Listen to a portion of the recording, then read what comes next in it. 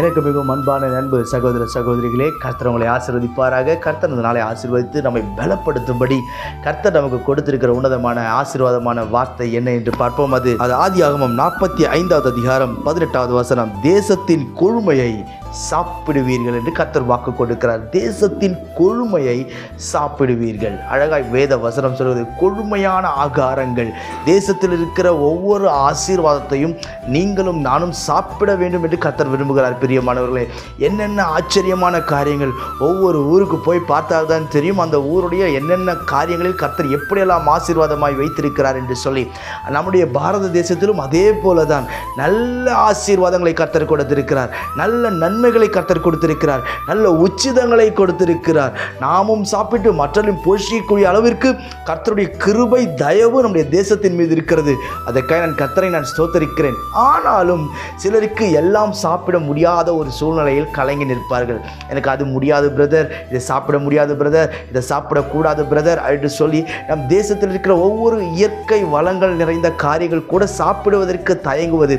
சிலருக்கு எனக்கு இதெல்லாம் சாப்பிடணும்னு ஆசை பிரதர், இப்படியெல்லாம் சாப்பிடணும்னு ஆசை பிரதர் என்று சொல்லி சாப்பிடுவதில் ஒரு விருப்பத்தோடு ஆசைப்படுவார்கள். ஆனால் கிடைக்காது.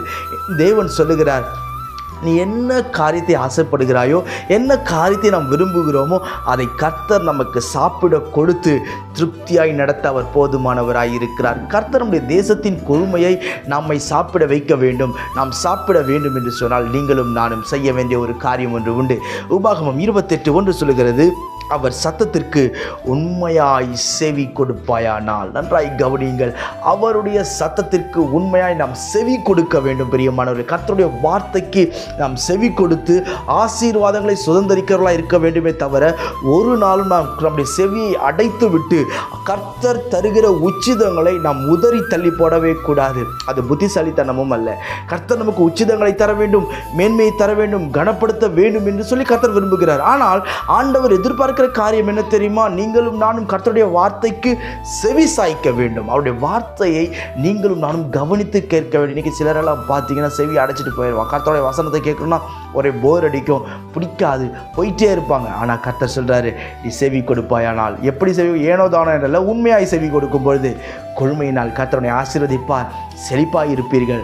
நான் உங்களுக்கு ஜெபிக்கட்டும். பரலோக பிதாவே, இந்த வார்த்தை கேட்கிற என் அன்பு சகோதர சகோதரிகள் ஒவ்வொரு கருத்தில் ஒப்பு கொடுத்து ஜெபிக்கிறேன். கர்த்தர் நீர் ஆசீர்வதித்து மேன்மைப்படுத்தி உயர்த்தும். பிள்ளைகள் விரும்புகிற காரியத்தை கர்த்தர் கரங்களில் கொடுத்த ஆசீர்வதியும். தடைகள் எல்லாம் நீங்கட்டப்பா. ஆச்சரியமாய் நடத்தும். உன்னதமான தேவனுடைய பலன் பிள்ளைகளை அலங்கரிக்கட்டும், மேன்மைப்படுத்தும், உயர்த்தும். தடைகளெல்லாம் விலகட்டும். ஒரு விசை கூட கிருபையாக இறங்குவீராக, தொடுவீராக. எல்லா கலக்கத்திற்கும் போராட்டத்திற்கும் விலக்கி பாதுகாத்துக் கொள்வீராக. தேவ சமாதானம் ஒவ்வொரு இருதயத்தை ஆளுகை செய்யட்டும்.